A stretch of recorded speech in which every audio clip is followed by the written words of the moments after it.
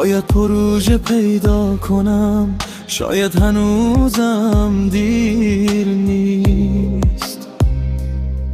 تو دیوار و شیپور بگرد، یه استخدام هم بد نیست.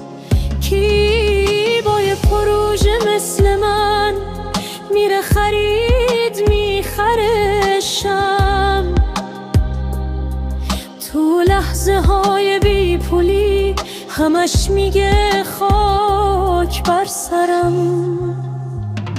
آخر یه شب مانیتورم سوی چشامو میبره، پولم داره از حسابی که پس انداز کردم میپره.